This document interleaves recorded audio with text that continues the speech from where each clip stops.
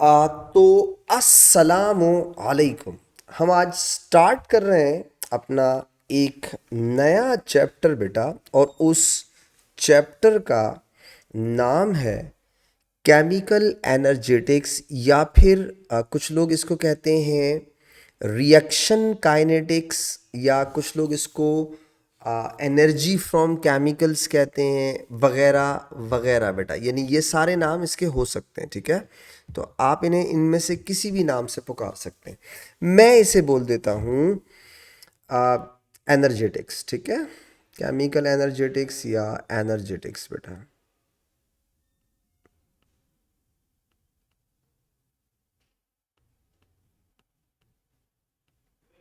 Energetics सही है। कुछ लोग आप रेट ऑफ रिएक्शन भी कहते सकते हैं इसको बेटा, ठीक है। एनर्जी फ्रॉम केमिकल, अलग अलग लोग नाम देते हैं इसको। रेट ऑफ रिएक्शन बेटा। चले, अब बढ़ते हैं आगे। सबसे पहली बात बेटा, पहला सवाल जो पहली बात दिमाग में आती है वो है रिएक्शंस दो तरह के क्यों होते हैं। ये सवाल हम डिस्कस करेंगे, ठीक है। मैं इसी से स्टार्ट करूंगा। देखो बेटा, रिएक्शन को आप दो कैटेगरीज में डिवाइड कर सकते हैं। आप कह सकते हैं रिएक्शन एक्सोथर्मिक होते हैं, और आप कह सकते हैं रिएक्शन एंडोथर्मिक होते हैं। एक्सोथर्मिक और एंडोथर्मिक बेटा। तो एक्सोथर्मिक रिएक्शन और एंडोथर्मिक रिएक्शन, तुम में से बहुत सारे बच्चों को ये बात पता होगी, नहीं तो कोई बात नहीं, मैं बता देता हूं। एक्सोथर्मिक रिएक्शन का मतलब होता है reactions in which heat is given out. Exo का मतलब होता है बेटा हीट इज गिवन आउट, और एंडोथर्मिक का मतलब होता है बेटा heat is taken in. Heat is taken in बेटा। अब हमारा पहला सवाल ये है, कोई रिएक्शन एक्सोथर्मिक कब हो जाता है, कोई रिएक्शन एंडोथर्मिक कब हो जाता है।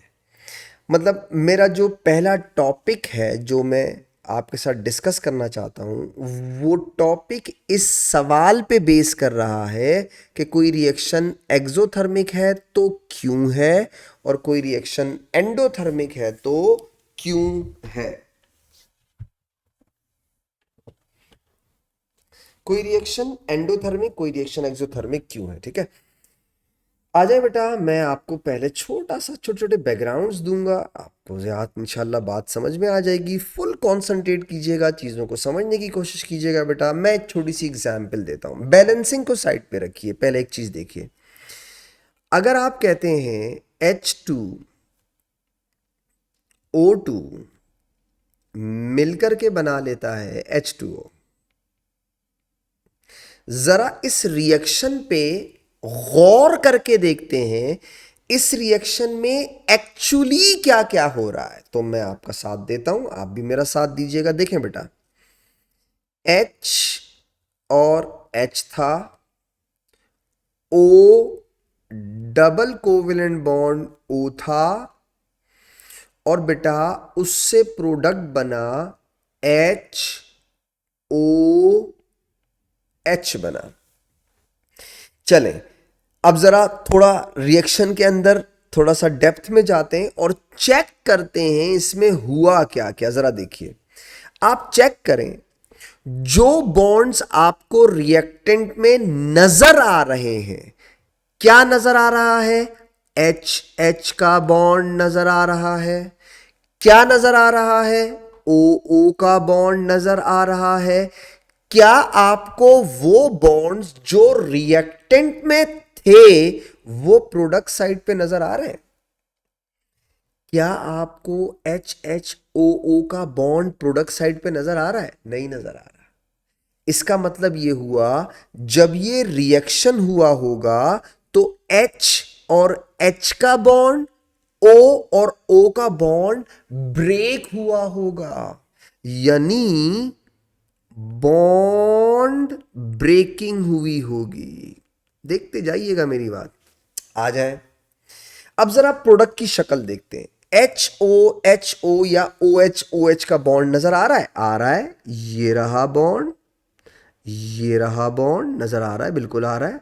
और से देखें आप, मुझे एक बात बताएं, क्या ये बॉन्ड पहले थे, रिएक्टेंट में थे? मतलब अगर मैं आपसे पूछूं क्या ये बॉन्ड रिएक्टेंट में थे, तो आप क्या बोलेंगे? नहीं थे। अब ये प्रोडक्ट में है, व्हाट डज इट मीन? इसका मतलब ये बॉन्ड प्रोडक्ट में फॉर्म हुए, पहले नहीं थे, अब बने। पहले थोड़ी थे। पहले कहीं पे रिएक्टेंट के अंदर H और O का बॉन्ड नजर आ रहा है? नहीं आ रहा। O या H का बॉन्ड नजर आ रहा है? नहीं आ रहा। लेकिन प्रोडक्ट में नजर आ रहा है, इसका मतलब है ये पहले नहीं थे, अब है, तो इसका मतलब है ड्यूरिंग द रिएक्शन ये फॉर्म हुए हैं। तो प्रोडक्ट के अंदर क्या हुआ है? Bond formation. अब मैं आपको एक छोटा सा चैलेंज देता हूं, आपने सुनना है, उसको एक्सेप्ट नहीं करना, सुनना। अगर मैं आपको एक छोटा सा चैलेंज दूं और मैं आपसे कहूं कि क्या आप एच एच का बॉन्ड बगैर तोड़े, एच एच का बॉन्ड मत तोड़े, ओ ओ का बॉन्ड मत तोड़े, क्या आप अपना प्रोडक्ट H2O बना सकते हैं? तो आप क्या कहेंगे? सवाल ही पैदा नहीं होता। क्योंकि आपको अगर एक ऑक्सीजन चाहिए और दो इंडिविजुअल हाइड्रोजन चाहिए, तो आपको एच एच का बॉन्ड ब्रेक करना पड़ेगा, आपको ओ ओ का बॉन्ड ब्रेक करना पड़ेगा, डेफिनेटली करना पड़ेगा। इसका मतलब आप सब ये बात मानते हो, जब तक आप किसी रिएक्टेंट साइट पर रिएक्टेंट के बॉन्ड ब्रेक नहीं करोगे, तब तक आप प्रोडक्ट फॉर्म नहीं कर सकते। क्योंकि किसी भी केमिकल रिएक्शन के होने में सबसे पहला स्टेप क्या होता है? फर्स्ट स्टेप क्या होता है? Bond breaking. ये आपने करना है, तब जाके प्रोडक्ट बनेगा। कोई आपको बोले हाइड्रोजन ले लो, ऑक्सीजन ले लो, इनके बॉन्ड मत तोड़ना और वाटर बना दो, आप कहेंगे वापस ले जा भाई, नहीं हो सकता। क्योंकि दुनिया का कोई भी केमिकल रिएक्शन जब आप करेंगे बेटा, तो उसमें सबसे पहला काम क्या करेंगे? उसके रिएक्टेंट के बॉन्ड ब्रेक करेंगे, उसके बाद बॉन्ड फॉर्म होते हैं। ठीक है, अब जरा गौर से सुनिएगा बात को। इसका मतलब ये हुआ कि पहले हमने बॉन्ड ब्रेक करना है, फिर हमने बॉन्ड फॉर्म करना है। बॉन्ड ब्रेक कैसे होता है सुनिए, देखो बेटा, दो पार्टिकल्स आपस में बॉन्ड बनाए हुए हैं, ठीक है, करीब है, क्लोज है। आप चाहते हैं इनका बॉन्ड टूट जाए, तो आप यही चाहते हैं ना कि ये एक दूसरे से दूर चले जाएं। भाई, अगर दो पार्टिकल आपस में करीब करीब है, बॉन्ड बनाए हुए हैं, ठीक है, तो करीब करीब है ना, आप चाहते हैं बॉन्ड टूट जाए। बॉन्ड टूटने का मतलब आप इनको दूर दूर करना चाह रहे हैं, आप पार्टिकल्स को सेपरेट करना चाह रहे हैं। आप चाहते हैं H और H एक दूसरे से दूर चले जाएं, आप चाहते हैं O और O एक दूसरे से दूर चले जाएं। तो बेटा पार्टिकल्स को सेपरेट करना है, तो आप क्या करेंगे? आप एनर्जी देंगे। Heat is taken in to break the bond, it means bond breaking is endothermic process. गौर से सुनिए, होता क्या है? होता ये, आप एक बॉन्ड है, आपने इसको एनर्जी दी, एनर्जी देने से इनकी वाइब्रेशन बढ़ जाएगी, ठीक है। ये बॉन्ड है, सपोज करो ये ब्लू और ये वाइट वाला जो पार्ट है, ठीक है, बॉन्ड है ये, सपोज करो एच एच है। आपने इनको एनर्जी दी, एनर्जी देने से बेटा इनकी वाइब्रेशन बढ़ेगी, इनकी वाइब्रेशन बढ़ेगी, आप इन्हें और एनर्जी दें, और एनर्जी दें, और एनर्जी दें, और एनर्जी दें, ये वाइब्रेट करते करते करते क्या हो जाएंगे? ब्रेक हो जाएंगे, एक दूसरे से सेपरेट हो जाएंगे, अलग अलग हो गए बेटा, ये अलग हो गया, ये अलग हो गया। सही है। तो हुआ क्या? Bond breaking is endothermic process. क्यों? क्योंकि आपको पार्टिकल्स को क्या करना है? सेपरेट करना है। तो आप बोलेंगे बॉन्ड ब्रेकिंग इज एंडोथर्मिक। अब आप सोचो बॉन्ड फॉर्मेशन क्या होता है, गौर से सुनिए। बताओ, दो पार्टिकल्स एक दूसरे के करीब कब आएंगे? जब उनमें काइनेटिक एनर्जी ज्यादा होगी? नहीं, आप उनकी काइनेटिक एनर्जी निकाल दें, वो फास्ट मूव कर रहे हैं तो स्लो करना मूव करेंगे, slow slow slow slow slow slow, और जब वो एक दूसरे के साथ चिपक जाएंगे तो सिर्फ वाइब्रेशन रह जाएगी, दैट्स इट। तो इसका मतलब ये हुआ, अगर बॉन्ड ब्रेक करना है तो energy is taken in to break the bond, और अगर आपको बॉन्ड फॉर्म हो रहे हैं तो एनर्जी क्या होगी, रिलीज। क्यों? क्योंकि आपने उन्हें करीब लेके आना है। कितनी सिंपल लॉजिक। तो बॉन्ड ब्रेकिंग इज एंडोथर्मिक और बॉन्ड फॉर्मेशन इज एक्सोथर्मिक। अब सोचो, मैंने आपको सबसे पहला पॉइंट क्या बताया, आप बगैर बॉन्ड ब्रेक किए प्रोडक्ट नहीं बना सकते। इसका मतलब दुनिया का हर केमिकल रिएक्शन पहले स्टेप में हमेशा एंडोथर्मिक होता है, आपको बॉन्ड ब्रेक करने पड़ेंगे। और दूसरे स्टेप में क्या होगा बेटा, एक्सोथर्मिक होगा, क्योंकि बॉन्ड फॉर्म हो रहे होंगे। तो पहला step bond breaking, last step bond formation, पहला step endothermic, last step exothermic. फिर सवाल यह है, हम क्यों कहते हैं a particular reaction is exothermic या a particular reaction is endothermic, हम कहते क्यों हैं, यही तो समझाना है। सवाल ही तो ये था कि कोई रिएक्शन एक्सोथर्मिक कब होता है और कोई रिएक्शन एंडोथर्मिक कब होता है। आ रहा हूं उस बात पे, पहले बैकग्राउंड समझा रहा हूं। पहली बात, क्या आप सबको ये कंफर्म हो गया है, दुनिया का कोई भी रिएक्शन करवाना हो उसके पहले स्टेप में आपको बॉन्ड ब्रेक करने पड़ते हैं। Bond breaking is endothermic process. Last step क्या होता है, bond formation. Bond formation is exothermic reaction. ये बात पता होनी चाहिए, जो मैंने समझाई है मैं उसे लिख देता हूं। ये देखो बेटा, पहली बात जो मैं आपको लिख रहा हूं, हमेशा याद रखना, first step of a chemical reaction is bond breaking beta,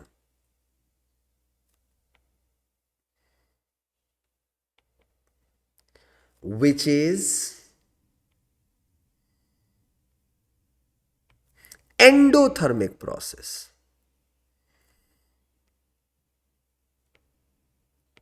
endothermic process. आगे सुनिए, इसी का एक और पॉइंट दूसरी उसमें बताता हूं, सही है। Without bond breaking, without bond breaking we can not proceed, we cannot proceed a reaction, नहीं कर सकते हैं। अगर आप चाहते हैं आपका रिएक्शन हो, आपका रिएक्शन चले, उसके लिए शर्त क्या है, पहले बॉन्ड ब्रेक करो फिर बॉन्ड फॉर्म होगा। तो दुनिया का हर रिएक्शन पहले स्टेप में एंडोथर्मिक और लास्ट स्टेप में एक्सोथर्मिक, अब लास्ट स्टेप में एक्सो होता है, ठीक है, फर्स्ट स्टेप हो गया। आगे सुनिए, last step of a chemical reaction, last step of a chemical reaction is bond formation, is bond formation, which is exothermic process, exothermic process. अब सवाल ये है, अब आपको मैंने जो कहा वो मैंने लिख दिया, आप सब इस बात पे एक पेज पे आ गए कि दुनिया का हर रिएक्शन पहले स्टेप के अंदर एंडोथर्मिक होता है, दूसरे स्टेप के अंदर एक्सोथर्मिक होता है। तो हम किसी रिएक्शन को एक्सोथर्मिक क्यों कहते हैं, अब समझ आ जाएगा। आ जा बेटा, देखिए, लेट्स सपोज, और से देखिएगा, एक रिएक्शन चल रहा है। पहले मैं आपको ना एक्सोथर्मिक के बारे में बताता हूं, ठीक है। एक्सोथर्मिक एक्सोथर्मिक क्यों होता है, एक एक बात पे गौर कीजिएगा।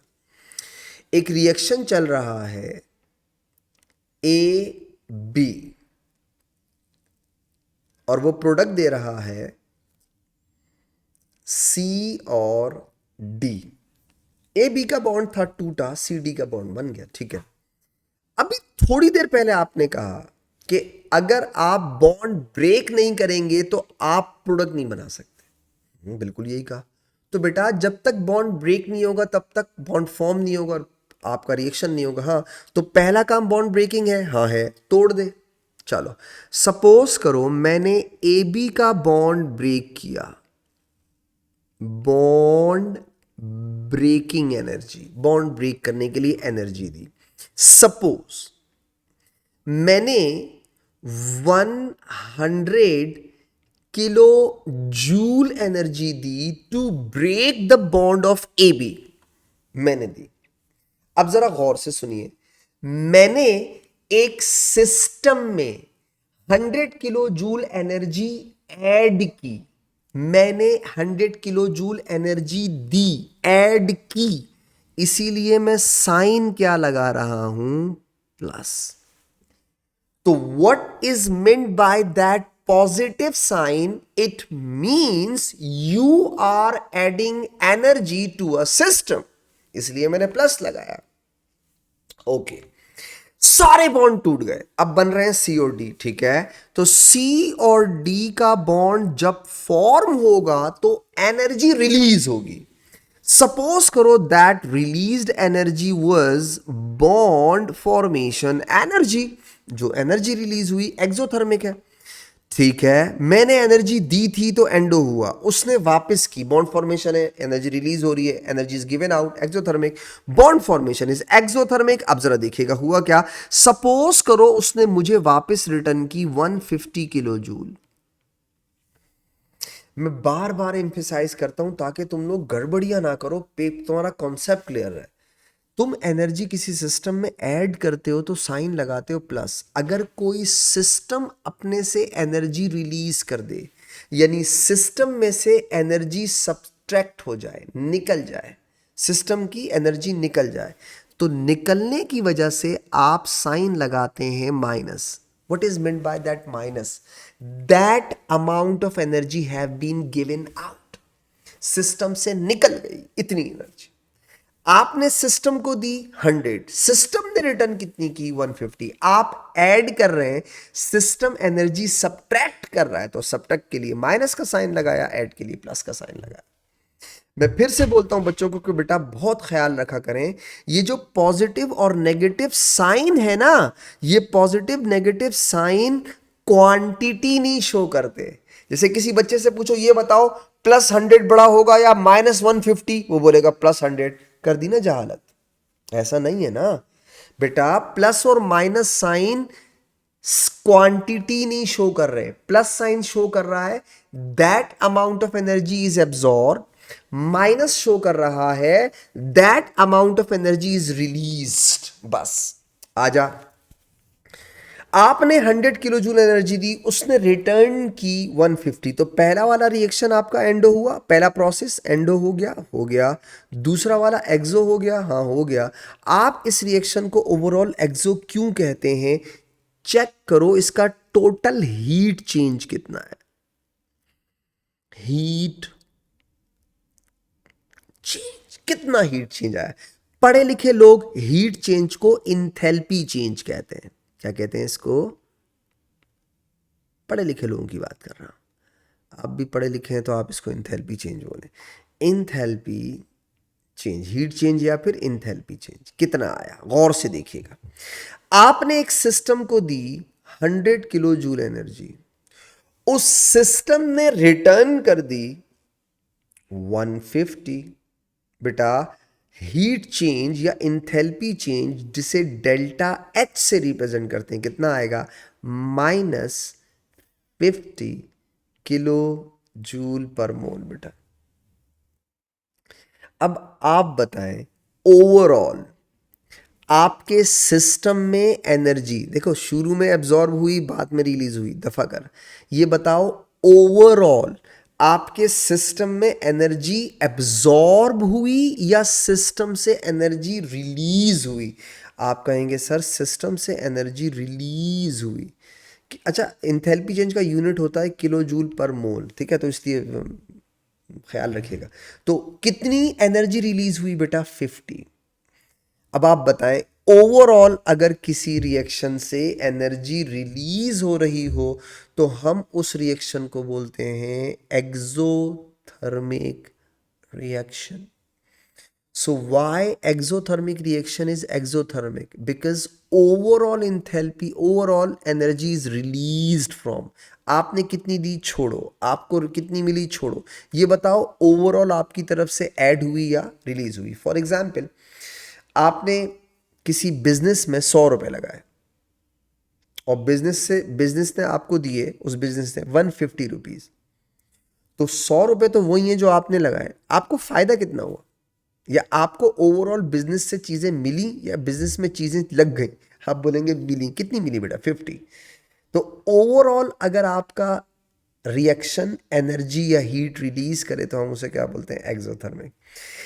इस इतनी सी बात में मैंने आपको दो बातें सिखाने की कोशिश की है। कोई रिएक्शन एक्सोथर्मिक कब होता है? दो बातें तो सामने लिखी हुई है। पहली बात, आपको कैसे पता चलता है कोई रिएक्शन एक्सोथर्मिक होगा या एंडोथर्मिक? पहली आइडेंटिफिकेशन, चेक करो बेटा, उसकी बॉन्ड फॉर्मेशन एनर्जी हमेशा ज़्यादा होगी बॉन्ड ब्रेकिंग से।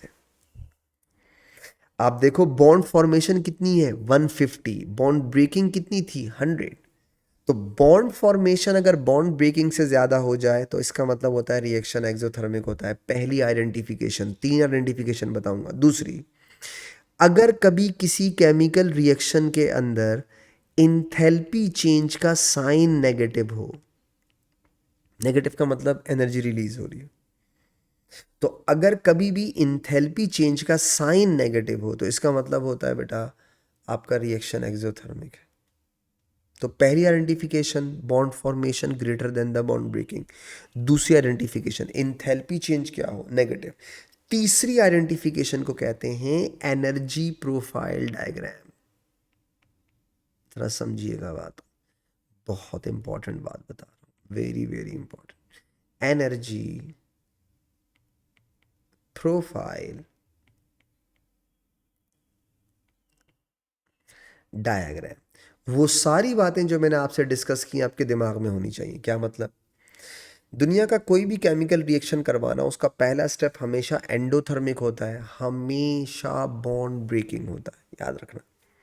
लास्ट स्टेप क्या होता है? Bond formation. Bond formation is exothermic. आप दुनिया का कोई भी रिएक्शन नहीं करा सकते जब तक आप उसके रिएक्टेंट के बॉन्ड्स ब्रेक ना कर दें। सब दिमाग में रखिएगा, अब बात समझ में आएगी। देखिए, मैं एनर्जी प्रोफाइल डायग्राम बनाने लगा हूं बेटा, और मैंने इस दफा किया क्या है कि मैं वाई एक्सिस के ऊपर एनर्जी लिखूंगा। आप मेरा साथ दीजिएगा, ये मैंने एनर्जी लिखी। और बेटा मैं एक्स एक्सिस के ऊपर प्रोग्रेस लिखूंगा, प्रोग्रेस, टाइम लिखूं, प्रोग्रेस लिखूं, प्रोग्रेस ऑफ द रिएक्शन। चले, मैं इसी रिएक्शन को, ये जो मैंने बनाया है, गौर से देखिएगा बेटा, मैंने लिखा ए और बी। अगर आप समझ जाएंगे ना, मैंने कहा ना जिंदगी में सुकून आने वाला है आपके। गौर से देखिए, ए और बी। आपने क्या किया ए और बी के साथ? सबसे पहले आपने ए और बी को एनर्जी दी, और एनर्जी देने पर वो कहां जा रहा है? ऊपर। क्यों जा रहा है? अगर आप किसी सिस्टम में एनर्जी ऐड करेंगे तो सिस्टम लोअर एनर्जी पे जाएगा या हायर पे? आप कहेंगे हायर पे जाएगा। तो शुरू में मैंने क्या किया, मैंने उसे 100 किलो जूल एनर्जी दी। मैंने एनर्जी दी तो बेटा सिस्टम ऊपर जाएगा। अब देखिए, जब आप ए बी के बॉन्ड ब्रेक करने के लिए एनर्जी देंगे तो बेटा सिस्टम हायर एनर्जी पे जाना शुरू हो जाएगा। गया गया गया गया गया गया और यहां तक गया।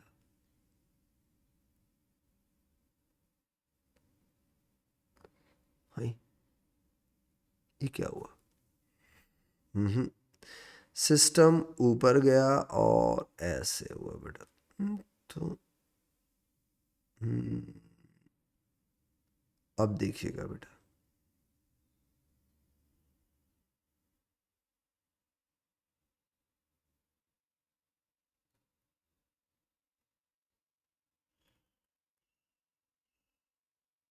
चलो मैं अभी उसको बनाता हूँ, पता नहीं क्यों नहीं बन रहा है। देखो सुनो, अब गौर से देखिएगा, ये वाली जो एनर्जी है, ये वाली, ये जो आपने दी है ताकि बॉन्ड ब्रेक हो जाएं, ये वाली एनर्जी, अभी थोड़ी देर पहले आपने इस बात से एग्री किया ना, जब तक आप किसी रिएक्टेंट के बॉन्ड ब्रेक नहीं करेंगे तब तक आप वो रिएक्शन नहीं करा सकते, और बॉन्ड ब्रेक करने के लिए आपको एनर्जी देनी पड़ेगी। इसका मतलब है ये वो एनर्जी है जो ए बी का बॉन्ड ब्रेक करने में यूज हो रही है। एग्जैक्टली ऐसी एनर्जी जिसके बगैर आपका रिएक्शन हो ही नहीं सकता, बॉन्ड ब्रेकिंग के बगैर आप रिएक्शन कर ही नहीं सकते। मैंने आपको सबसे शुरू में एग्जांपल दी थी, अगर मैं आपको बोलूं एच एच और ओ का बॉन्ड तोड़े बगैर प्रोडक्ट बना सकते हो, आप क्या बोलेंगे? हो ही नहीं सकता। तो बेटा, क्या आप 100 किलो जूल एनर्जी दिए बगैर, इस बॉन्ड को ब्रेक किए बगैर सीडी बना सकते हो? आप कहेंगे सर हो ही नहीं सकता, सवाल ही पैदा नहीं होता, ये रिएक्शन नहीं होगा। इसका मतलब है ये ज़रूरी है एनर्जी, ऐसी एनर्जी जो किसी भी दुनिया के रिएक्शन के प्रोसीड करने के लिए, स्टार्ट करने के लिए ज़रूरी हो, उस एनर्जी को कहते हैं एक्टिवेशन एनर्जी। बात नहीं ख़त्म हुई, सुन। सपोज करो 100 किलो जूल एनर्जी दी, सारे ए बी वाले बॉन्ड्स ब्रेक हो गए, सब ब्रेक हो गए। अब सी और डी के बॉन्ड फॉर्म होना शुरू हो रहे हैं। बेटा बॉन्ड फॉर्मेशन क्या होती है? एक्सोथर्मिक। जब सी और डी का बॉन्ड फॉर्म होगा तो एनर्जी रिलीज होगी। आप सोचो, अगर किसी सिस्टम में से एनर्जी रिलीज होती जाए तो सिस्टम कहाँ आता जाएगा? लोअर एनर्जी के ऊपर। पहले आपने एनर्जी दी, सिस्टम गया ऊपर। फिर जब बॉन्ड फॉर्मेशन हो रही थी तो सिस्टम एनर्जी रिलीज कर रहा है, एनर्जी रिलीज करेगा तो सिस्टम कहाँ आ जाएगा बेटा? लोअर एनर्जी के ऊपर, कम नीचे आता जाएगा। तो अब आप देखें, अगर आपने जितनी एनर्जी दी, सिस्टम उतनी ही एनर्जी रिलीज कर देता, तो पता है आपका सिस्टम यहां आके रुक जाता, इधर आ जाता, बस दैट्स। चेक करें, आपने 100 दिया, उसने 100 नहीं दिया। अगर वो भी 100 रिटर्न करता तो जहां से स्टार्ट हुआ वहीं आके रुक जाता। भाई आपने 100 दी, मैंने आपको वापस कर दी 100, बात खत्म हो गई। लेकिन क्या उसने 100 दिए? जी नहीं, 150 दिए। तो इसका मतलब है यहां नहीं रुकेगा, उससे भी नीचे चला जाएगा और नीचे चला जाएगा, यहां आ गया,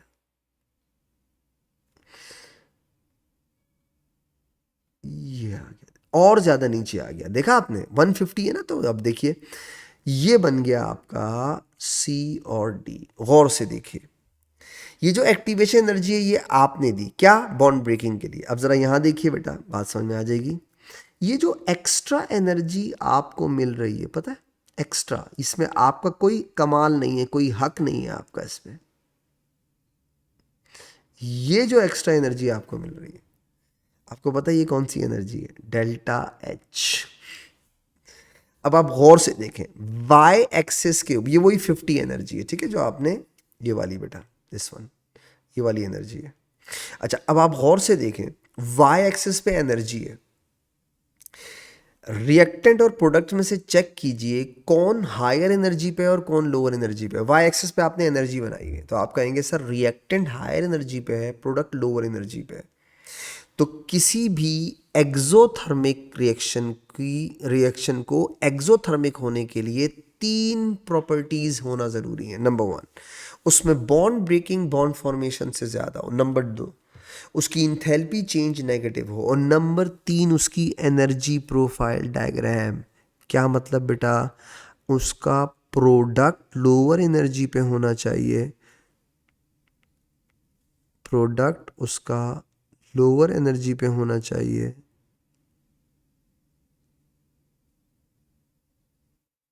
ये प्रोडक्ट, ये रिएक्टेंट, देन द रिएक्टेंट। तो किसी एक्सोथर्मिक को एक्सोथर्मिक होने के लिए 3 आइडेंटिफिकेशन है। Number 1, bond formation bond breaking से ग्रेटर हो। नंबर 2, इंथैल्पी चेंज उसकी नेगेटिव हो। नंबर 3, उसकी एनर्जी प्रोफाइल डायग्राम ऐसी हो कि उसमें प्रोडक्ट लोअर एनर्जी पे हो और रिएक्टेंट हायर एनर्जी पे हो। ये 3 आइडेंटिफिकेशन है, ये 3 रीजंस हैं किसी भी एक्सोथर्मिक रिएक्शन को एक्सोथर्मिक रिएक्शन होने के लिए बेटा, ठीक है। मैं ये तीनों बातें आपको लिख रहा हूँ, एक्सोथर्मिक रिएक्शन की 3 बातें बेटा। पहली बात मैंने आपसे क्या की डिस्कस, ये देखिएगा। पहली बात number 1,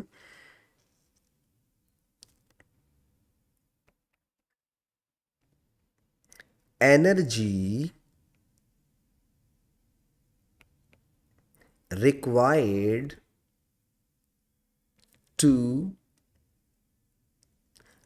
break the bond, energy required to break the bond breaking जिसे आप बोलते हैं, energy required to break the bond is lower than the energy released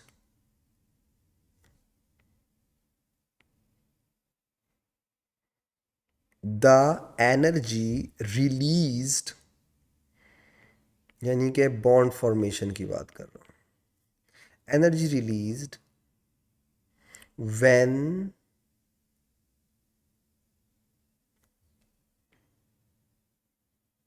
bonds are formed।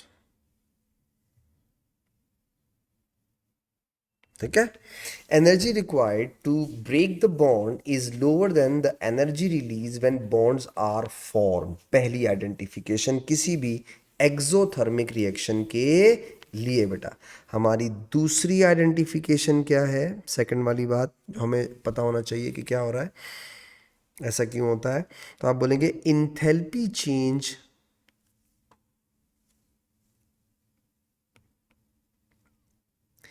enthalpy change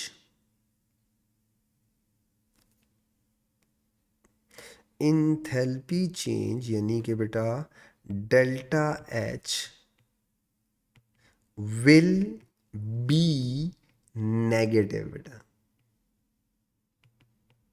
हमेशा नेगेटिव साइन के साथ होगा। ठीक है, 2 आइडेंटिफिकेशन हो गई। तीसरी बात बेटा, थर्ड बात जो आपको पता होनी चाहिए बेटा,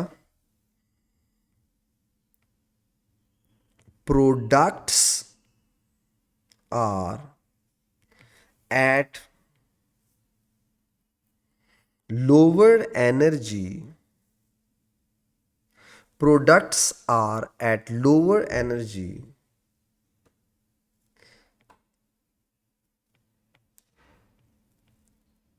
than reactants बेटा। तो अगर कभी भी किसी भी रिएक्शन के अंदर ये 3 चीजें हो जाएं बेटा, इसका मतलब है वो रिएक्शन एक्सोथर्मिक होता है। और उसके लिए मैंने पहले कहा आपको पता होना चाहिए कि बॉन्ड ब्रेकिंग जरूरी है, फिर उसके बाद बॉन्ड फॉर्मेशन होती है। दुनिया का कोई भी रिएक्शन हो, पहला स्टेप में हमेशा बॉन्ड ब्रेकिंग होगी। आपको ना एंडोथर्मिक खुद ब खुद समझ में आया, जैसे ये एक्सोथर्मिक था, आपको एंडोथर्मिक की भी 3 आइडेंटिफिकेशन खुद ब खुद आसानी से समझ में आई। ये एक्सो था ना, एंडोथर्मिक एंडोथर्मिक क्यों होता है जल्दी समझ में आ जाएगा अब आपको। ये देखिए बेटा, कोई रिएक्शन एंडोथर्मिक कब हो जाता है, कोई रिएक्शन एंडोथर्मिक क्यों होता है, दोनों बातें एक ही है। जैसे फॉर एग्जांपल बेटा, सपोज करो WX रिएक्टेंट था और YZ प्रोडक्ट में कन्वर्ट हुआ है। ठीक है, हम ये बात जानते हैं कि आप जब तक बॉन्ड ब्रेक नहीं करेंगे तब तक आपका रिएक्शन स्टार्ट ही नहीं होगा, रिएक्शन होगा ही नहीं, बॉन्ड फॉर्मेशन ही नहीं होगी।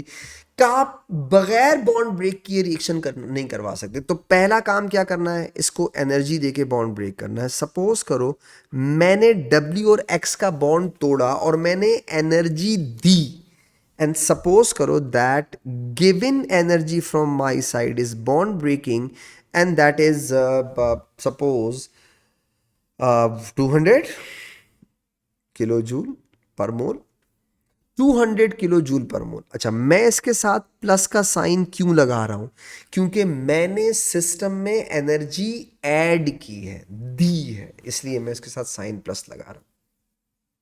अब आ जाओ YZ।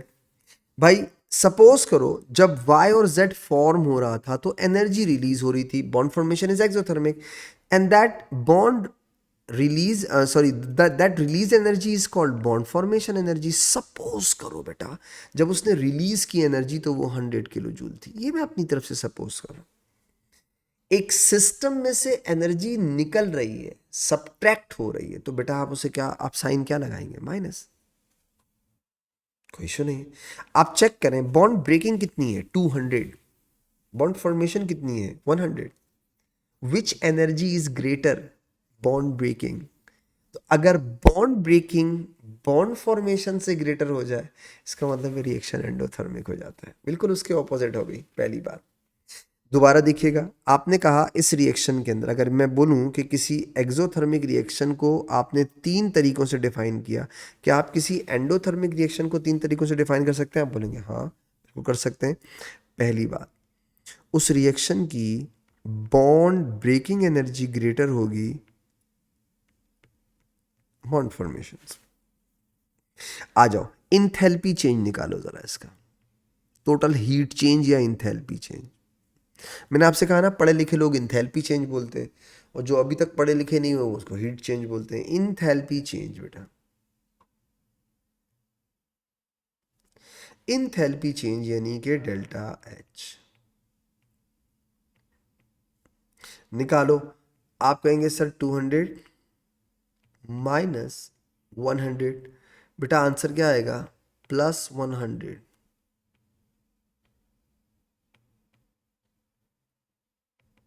किलो जूल पर मोल, यूनिट है इसका। तो आपके पास दूसरी आइडेंटिफिकेशन क्या आ गई? आपको कैसे पता चलता है कोई रिएक्शन एंडोथर्मिक होता है? तो आप कहेंगे सर हमें पता चलता है कोई रिएक्शन एंडोथर्मिक होता है, इस तरह पता चलता है कि उसकी इंथैल्पी चेंज का साइन क्या होगा, पॉजिटिव। तीसरी और आखिरी बात, एनर्जी प्रोफाइल डायग्राम बेटा बहुत इंपॉर्टेंट, सुनना ज़रा। इंशाल्लाह अब आपको वो पहले वाली भी समझ में आ जाएगी। देखो बेटा, this is called energy profile diagram.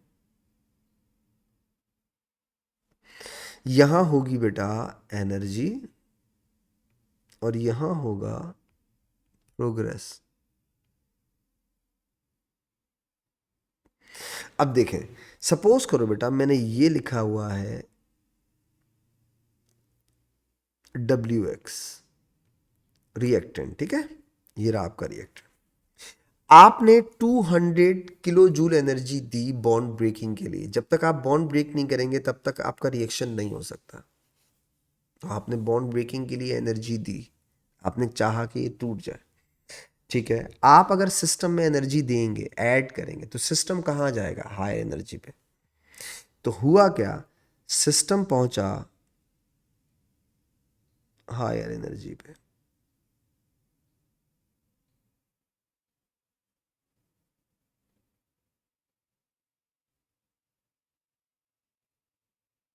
ये रही। सपोज करो this is the energy which you have given, कितनी, 200, ठीक है।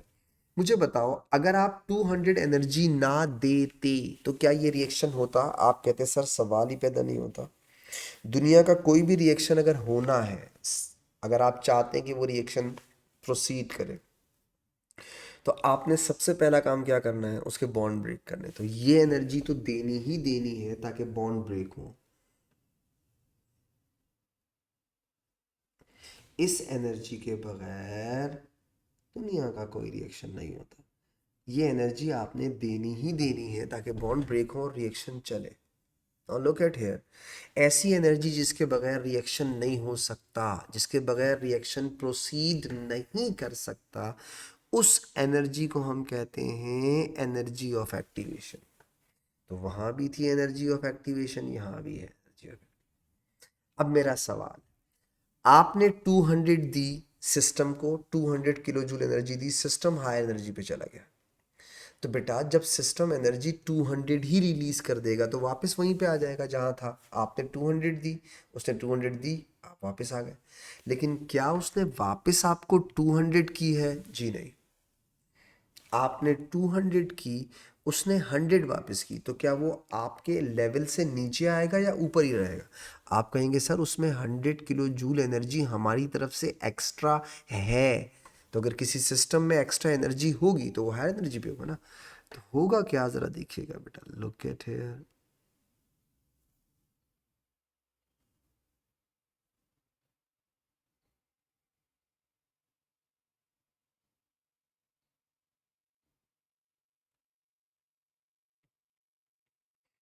ये आ गया आपका,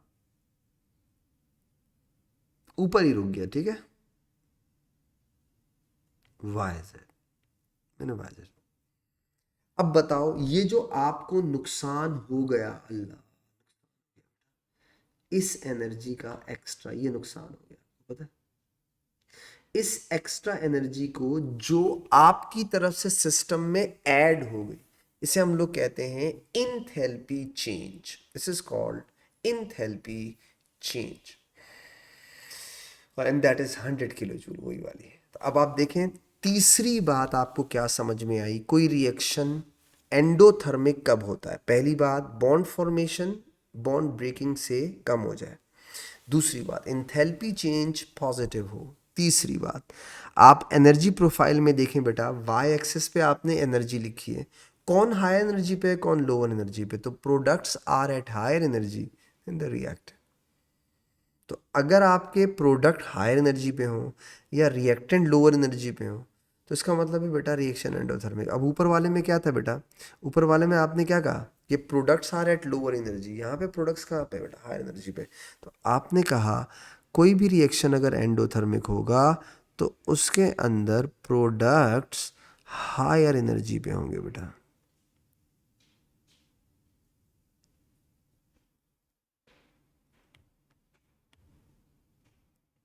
रिएक्टेंट से बेटा। तो तीन आइडेंटिफिकेशन हो गई किसकी बेटा, एंडोथर्मिक की, और तीन आइडेंटिफिकेशन किसकी है बेटा, आपके एक्सोथर्मिक की। इसके बारे में मैं लिख देता हूं ताकि ना आप भूल ना जाए बेटा, जरा देखिएगा, बहुत सिंपल सी बात है, याद रखिएगा इसके बारे में, छोटी सी बात, ये एक एक्टिवेशन के बारे में। एनर्जी हमेशा याद रखिएगा, required to start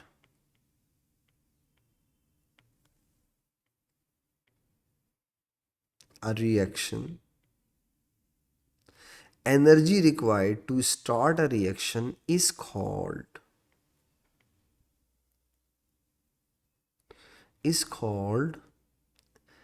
activation energy बेटा। energy required to start a reaction is called activation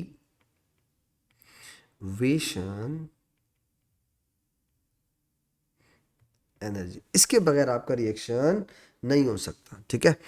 एक छोटी सी बात और, अब हम आगे चल के इसकी और भी न्यूमेरिकल्स वगैरह भी करेंगे। बॉन्ड एनर्जी किसे कहते हैं, एनर्जी रिक्वायर्ड या एनर्जी रिलीज। याद रखिएगा, बॉन्ड एनर्जी बॉन्ड ब्रेकिंग और बॉन्ड फॉर्मेशन दोनों को कहते हैं। बॉन्ड ब्रेकिंग का मतलब energy required to break the bond, और बॉन्ड फॉर्मेशन का मतलब energy release when a bond is form, दोनों एक ही चीज़ है, ठीक है, याद रखिएगा। एक और छोटी सी टर्म यूज करता है बॉन्ड एनर्जी की, सही है, तो ये पॉइंट याद रखिएगा। Energy required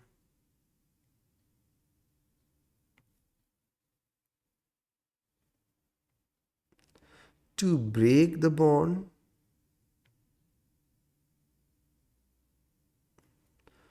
or energy required to break the bond or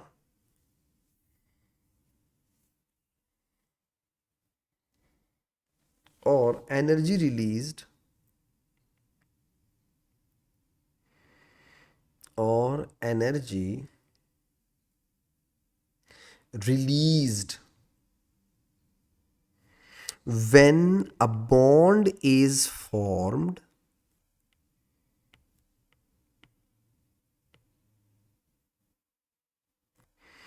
is called bond energy,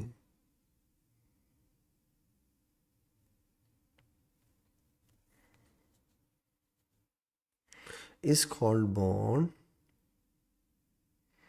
energy। तो energy required to break a bond or energy released when a bond is formed is called bond energy. बस मेरी दो बातें, ये एक इसके साथ एक छोटी सी बात और याद रखिएगा, उसे समराइज कर देता हूँ। एक छोटी सी बात, आखिरी बात, आज की आखिरी बात बस याद रखिएगा। देखो बेटा, एक्टिवेशन एनर्जी के लिए आपने क्या बोला, वर्ड क्या बोला, एनर्जी रिक्वायर्ड। आपने एनर्जी दी, तो इसका मतलब हुआ activation energy is endothermic process. हाँ, एनर्जी रिक्वायर्ड, आप एनर्जी दे रहे हैं, आपने energy the, energy is taken इन, तो इसका मतलब है activation energy is endothermic process. तो आप याद रखिएगा, कभी कभी एक्टिवेशन एनर्जी का साइन पूछता है, तो एक्टिवेशन एनर्जी का साइन हमेशा क्या होता है, पॉजिटिव, कभी भी नेगेटिव नहीं होगा। ठीक है, एक बात, एक्टिवेशन एनर्जी का एरो हमेशा अपवर्ड होता है। कुछ जंगली लोग डबल एरो बनाते हैं, अपवर्ड। अच्छा, अपवर्ड क्यों होता है, सुनो। आप जितने भी एंडोथर्मिक रिएक्शन के एरो बनाएंगे ना, हमेशा अपवर्ड होंगे। क्यों? क्योंकि आप जब एनर्जी देंगे तो सिस्टम कहाँ जाएगा, हायर एनर्जी पे जाएगा। भाई आप एनर्जी दें तो सिस्टम कहाँ जाएगा, ऊपर। तो ऊपर की तरफ एरो दिखाएंगे ना, एरो ऊपर जा रहा है क्योंकि आप एनर्जी दे रहे हैं। इसीलिए एक्टिवेशन एनर्जी का साइन पॉजिटिव होता है और अपवर्ड एरो से शो करते हैं। अगली बात सुनिए, अगर एंडोथर्मिक है, एंडोथर्मिक, तो साइन हमेशा क्या होगा, पॉजिटिव। और एंडोथर्मिक के लिए इंथैल्पी चेंज का साइन हमेशा क्या होगा, अपवर्ड। अभी मैंने आपको बताया, ये देखें मैंने अपवर्ड एरो बनाया हुआ है एंडोथर्मिक। एक्टिवेशन का भी अपवर्ड, साइन भी प्लस। इंथैल्पी चेंज का भी अपवर्ड, साइन भी प्लस। ठीक है, आगे देखिए, एक्सोथर्मिक, लास्ट बात, बस आखिरी बात बता रहा हूं। एक्सोथर्मिक का साइन क्या होता है, नेगेटिव। अब आप सोचें इंथैल्पी चेंज क्या होगी साइन में। सुने, एक्सो का मतलब एनर्जी रिलीज हो रही है। एनर्जी रिलीज होगी तो आपका सिस्टम लोअर एनर्जी की तरफ आएगा, नीचे की तरफ जाएगा या ऊपर की तरफ जाएगा, नीचे की तरफ जाएगा। इसीलिए आप एरो हमेशा कहाँ बनाते हैं, नीचे की तरफ। ये तीन बातें अगर आप ख्याल रखेंगे ना, कि एक्टिवेशन का साइन प्लस होता है, एरो ऊपर होता है। एंडोथर्मिक का साइन प्लस होता है, इंथैल्पी चेंज का साइन ऊपर होता है, वो एरो ऊपर होता है। और एक्सोथर्मिक का साइन नेगेटिव होता है और इंथैल्पी चेंज का एरो नीचे होता है। अब देखिए, मैंने एंडोथर्मिक में एरो ऊपर बनाया है और मैंने एक्सोथर्मिक में एरो नीचे बनाया है। और से देखें, इन छोटी छोटी बातों का अगर आप ख्याल रख लेना बेटा, यकीन जाने आपकी ज़िंदगी में सुकून आ जाएगा। तो कोई भी रिएक्शन, देखो मैं बात को समराइज करता हूँ, कोई भी दुनिया का रिएक्शन उस वक्त तक नहीं हो सकता जब तक आप उसके बॉन्ड ब्रेक ना करें। बगैर बॉन्ड ब्रेक किए रिएक्शन प्रोसीड नहीं करते। तो इसका मतलब पहला स्टेप यही है कि आपने बॉन्ड ब्रेक करने, bond breaking is endothermic. Last step क्या है बेटा, बॉन्ड फॉर्मेशन। जब प्रोडक्ट बनेंगे तो बॉन्ड फॉर्मेशन इज एक्सोथर्मिक। तो एंडोथर्मिक और एक्सो रिएक्शन, एक्सो या एंडो क्यों कहते हैं हम क्यों कहते हैं ओ, हम हमेशा ओवरऑल देखते हैं, ओवरऑल एनर्जी एब्जॉर्ब हो रही है या ओवरऑल एनर्जी रिलीज हो रही है। ठीक है, तो किसी भी रिएक्शन को एक्सो कहने के लिए तीन रीजन, एंडो कहने के लिए तीन रीजन बेटा। मेरी छोटी छोटी बातें मुझे उम्मीद है आपको समझ में आ गई होंगी। इंशाल्लाह नेक्स्ट डिस्कशन क्लास में मैं आपको इससे कुछ न्यूमेरिकल्स भी कराऊंगा और फिर हम लोग और आगे बढ़ेंगे। ठीक है, तब तक के लिए इजाज़त दीजिएगा बेटा, दुआओं में याद रखिएगा। अल्लाह हाफिज़।